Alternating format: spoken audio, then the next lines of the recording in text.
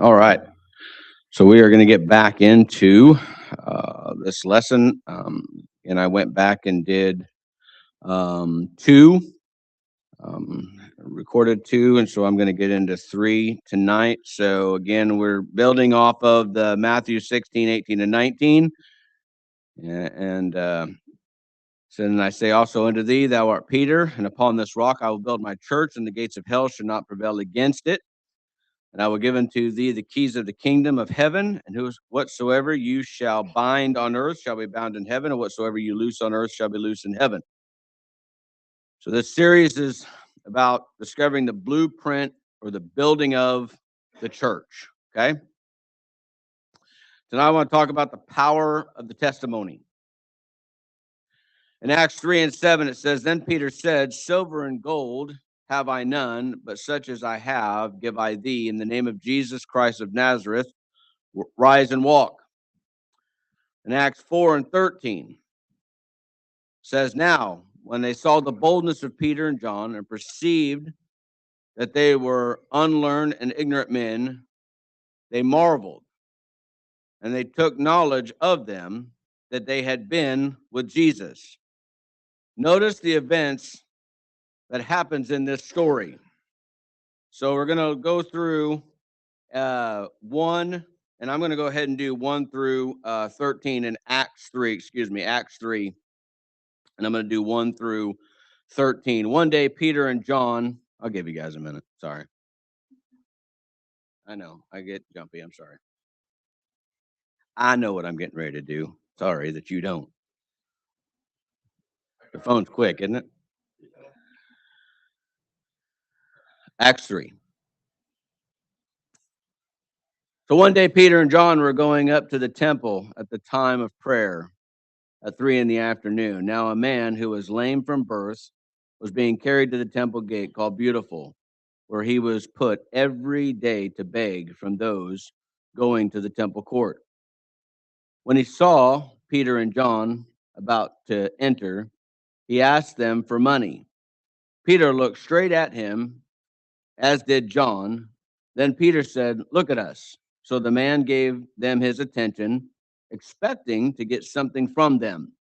Then Peter said, Silver and gold I do not have, but what I do have I give you. In the name of Jesus Christ of Nazareth, walk. Taking him by the right hand, he helped him up, and instantly the man's feet and ankles were strong.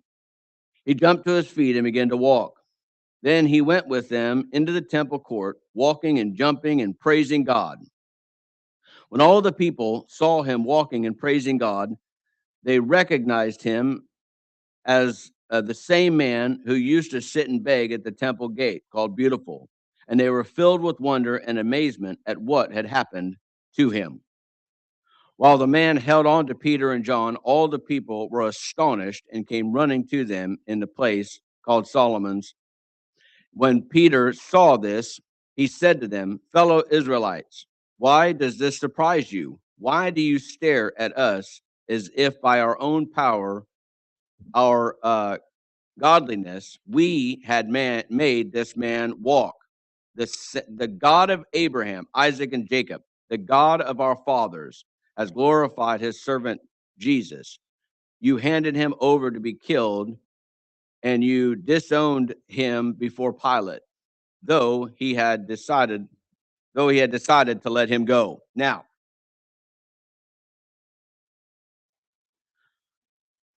Peter and John are already in the habit of Peter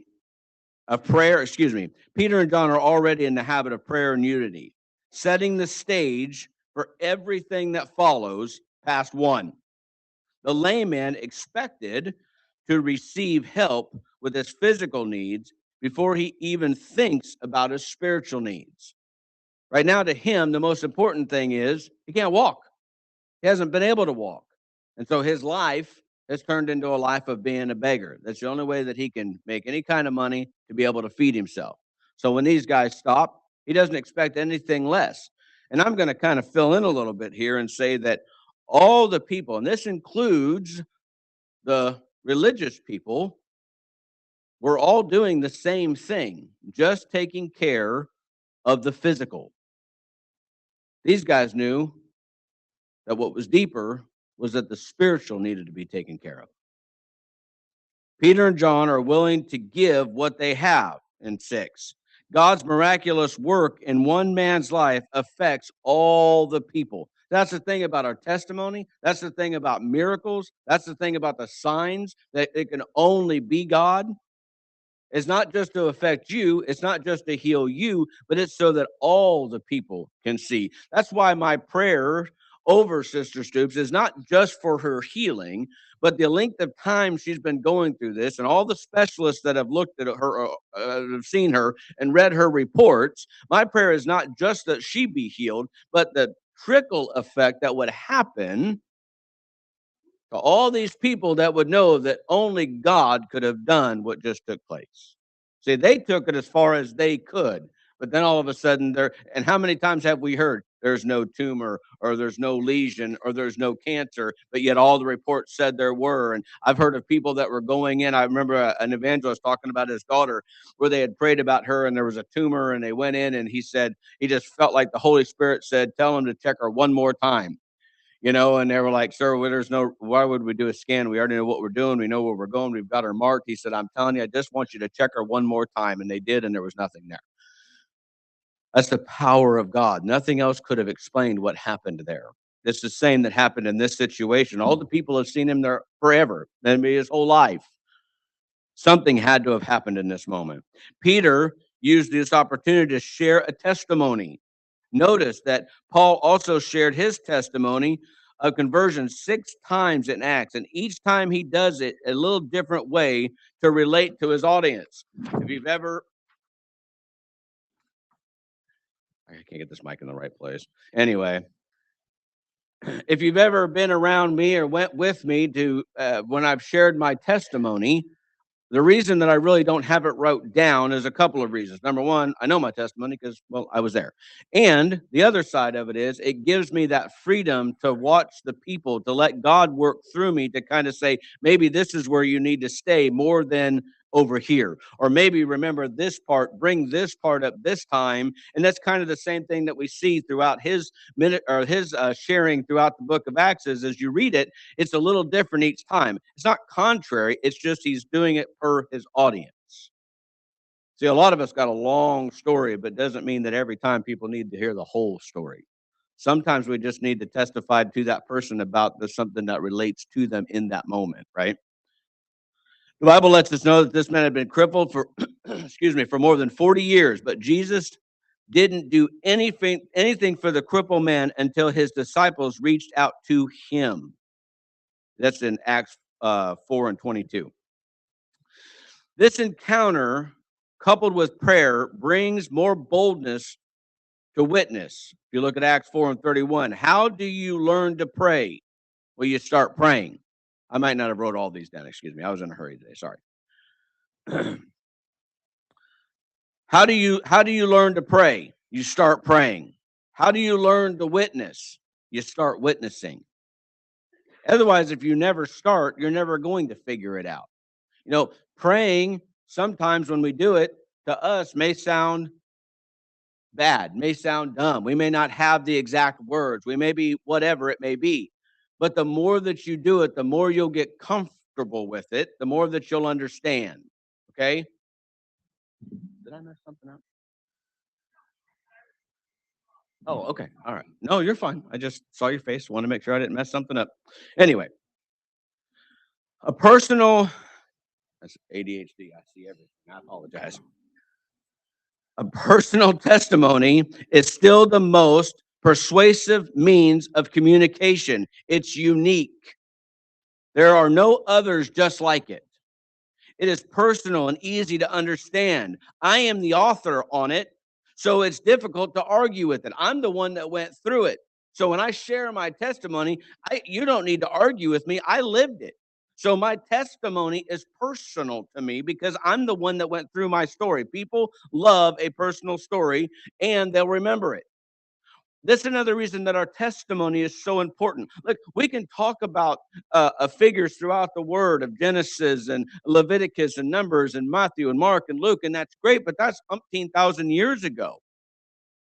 But if we're sharing our story of today, of what God has done for us, we can be more effective that way because it makes it personal to the person that we're talking to.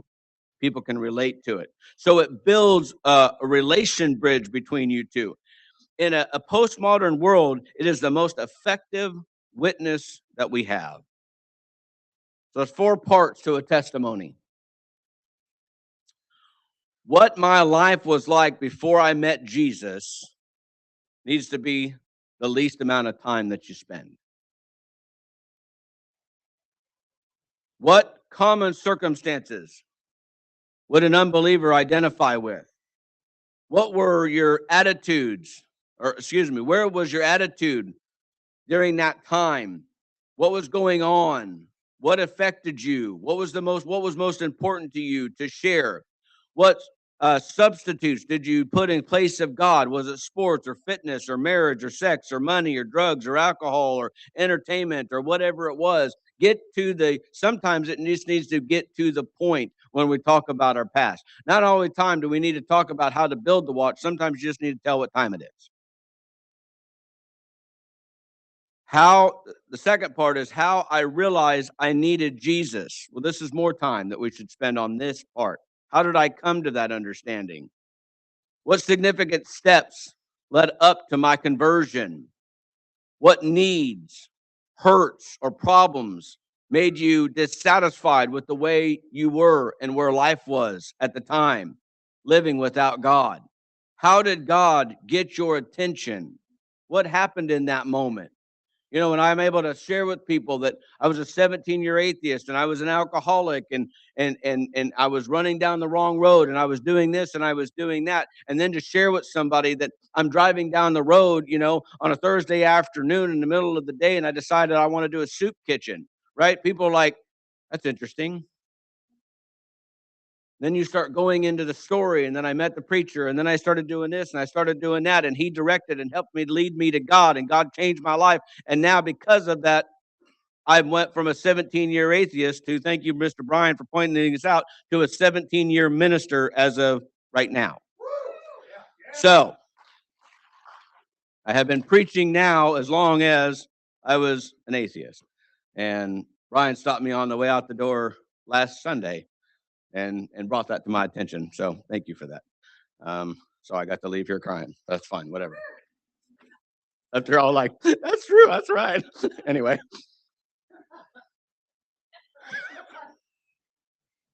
anyway, number 3, how I committed my life to Christ. This is somewhere maybe we should spend even more time. Again, I wanna talk about where I was, but I don't wanna stand there a long time. Just get to the point of it. I wanna talk about what Jesus did for me, what he is doing for me, and what where in the direction I see my life going. So what specifics did you do? Where did it happen?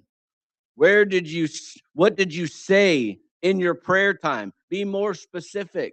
You know, again, I get to share mine and talk about how I finally broke and I went to the altar and you know and I told God I don't have anything left and I'm broken. I don't even know what I can offer you. And I remember God speaking to me saying, if you'll just give me the pieces, I'll take it from there. Like he can restore you to not just where you were, but greater than you've ever been.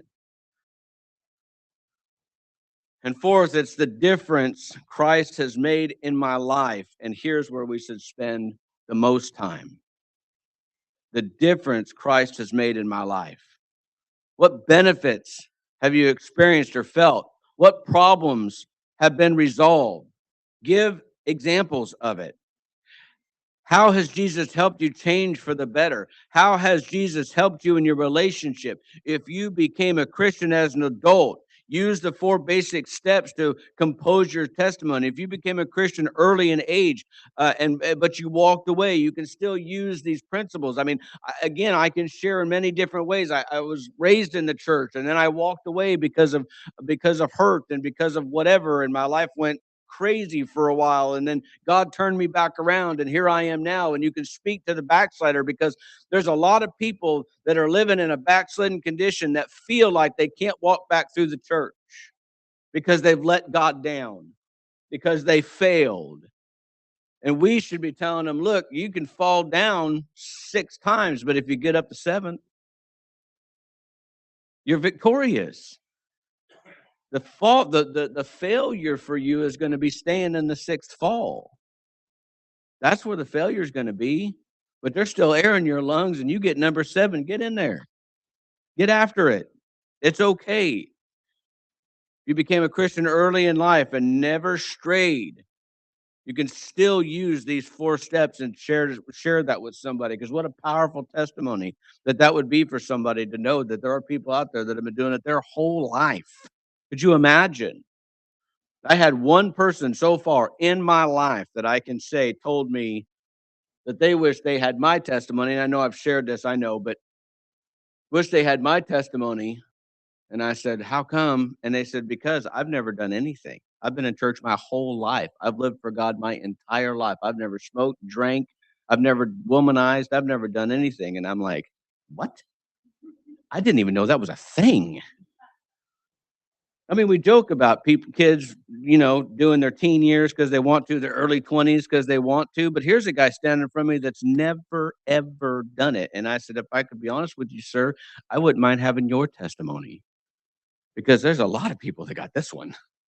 I bet there's a lot less that got that one, but it is possible, evidently."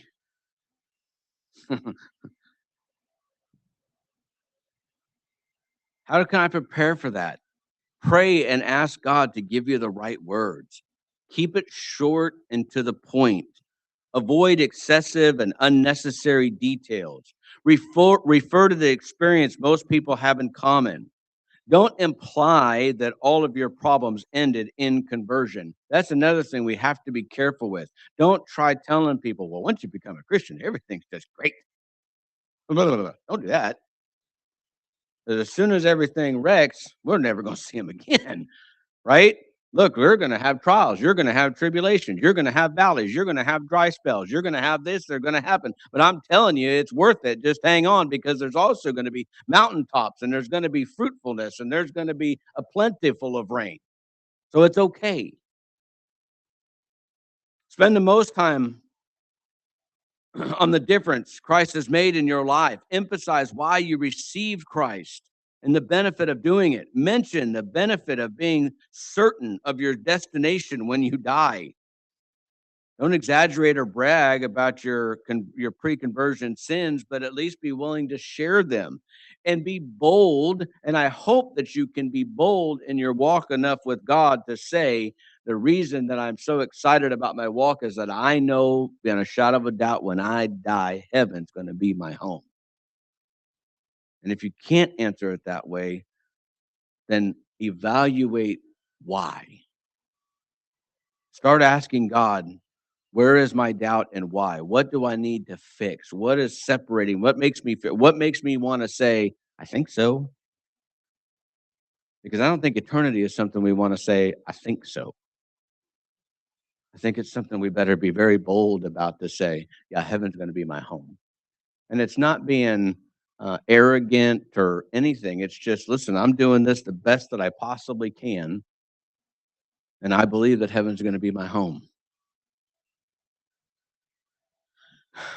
Don't make negative remarks about other religions or people even while you're sharing it. Don't tear down other faiths just to say, this is the great. Don't do that. Again, this is just trying to be personal with the person that you're talking about. You don't have to quote a bunch of scriptures at people either. Nothing people like more than 25 scriptures while you're trying to preach at them. Don't do that. Maybe you want to share a one or two that speaks to you. The one changed my life, John 3:16. I mean, it changed my life, you know? It reminded me in my darkest moment that I was loved, and it pulled me out of that time. Don't answer questions that aren't being asked. Just keep it to the point.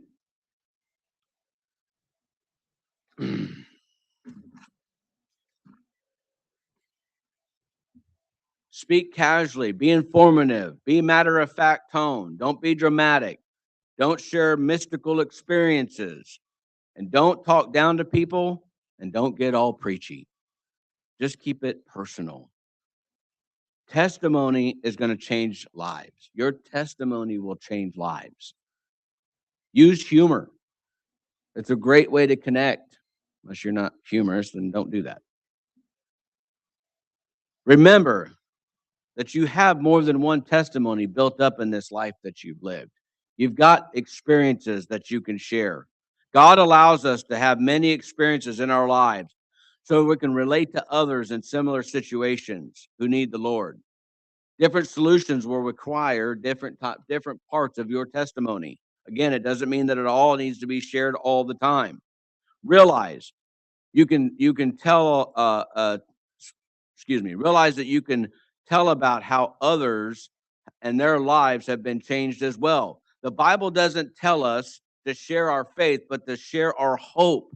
Faith is what we believe. Hope is the benefit of what we believe. Share the hope and why you're doing and why you're following. Jesus called out, "Come, follow me, and I will show you how to fish for the souls of men." Listen to the difference of why Jesus uses the fishing idea. Hunting is aggressive. Fishing is a little more gentle, unless you get a good fighter on there, which is fun. Hunting is based on confrontation. Fishing is based on attraction. Hunting, you go out there and shoot them. Fishing, you get them to nibble on the bait a little bit. Hunting, take your best shot and it's over.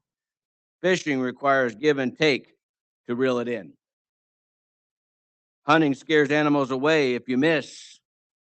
But fishing, most of the time you get more than one chance. Especially if there's bluegill. And they won't leave it alone for nothing.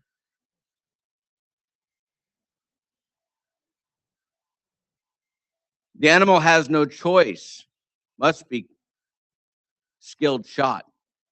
The fish has a choice. Anyone can put the bait in the water.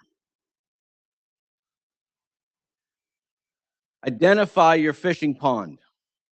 Identify your audience. If you ever, I haven't fished in years. I actually miss it, but I used to love to fish. If you're going for something specific, you know what to put on the end of the line. You know whether it needs to sparkle. You know whether it needs to stank. You know whether it needs to sit at the bottom, or you need to know that it needs to float near the top. You can go after very specific things, but you do need the hook. It's very good idea. Bluegill are so ornery, though. Sometimes you can just throw the hook on and they'll just bite that too. Learn about the kind of fish in the pond. Remember, fish get hungry at different times. You're going to be in different seasons with people, so be ready for that. It's impossible to build a church without your testimony. That's why God saved you. God saved you to share your testimony of your transformation. Your story is unique to you, but there's going to be parts of your story that people can relate to. Acts 4:20 says, "For we cannot but speak the things which we have seen and heard." I can't speak to the things for others, but I can speak to what I've experienced. I can speak to what I've heard. I can speak to what I've been through. You don't have to be a theologian. Just be a Christian. John 9:25 says, "Then the man replied, I don't know if he is a sinner or not. All I know is that I used to be blind and now I can see." See, if we go back a little bit of that story, this dude's been blind. Everybody knows he's blind. Jesus is kind of being put to the test if you read the whole thing. It's the Sabbath. Well, you can't do nothing on the Sabbath.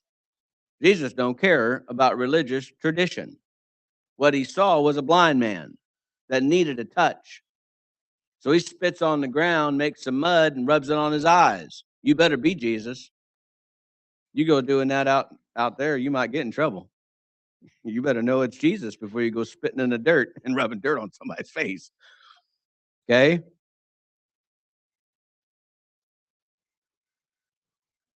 But he does this. The man could see. And the people are thinking, man, I know that guy's blind. That may not even be him. That's got to look that this looks like him. Like, no, actually, that is him. He can see now. Now, the religious people, the only thing they care about is that he broke religious tradition. He ain't supposed to do nothing on the Sabbath. They don't care about the fact that the man is healed. So then they go up to him and they're like, he's done these things. Is he a sinner? Like, is this a good dude? Is he a sinner? And this dude's like, look, I don't know if he's a sinner or not. All I know is I was blind and now I can see, man. You guys can judge him all you want. I received my miracle. There's going to be people that are going to talk about your used to be. Let them. That's okay. You know what you do? You talk about your used to be too. Then you get to talk about who you are now. Look, I might have been a sinner back then, but I'm saved, sanctified, filled with the Holy Ghost now, and I'm a changed person. And I'm just trying to do the work of the Lord. That's all I can tell you. I said, I try to be as transparent as I possibly can as a minister. That way, if anybody out on the street ever tells you something about your preacher, you can say, yeah, that's okay. He preached about that last week. He's told us that like 5 times. It just is what it is. My hope is that my testimony will change lives. Your testimony will change lives. And how we're going to see this place the way that I believe God's going to do and the miracles that I believe God's going to do and all of that is by the blood of the Lamb and by the word of our testimony. Don't be afraid to share your story. It's just another piece of the foundation. Facebook, YouTube, thank you so much for being with us tonight. As always, if you've got any questions or comments, please put them in there. Prayer request, anything, we do check them. And we'll be happy to answer you or pray for any of your needs. Be blessed.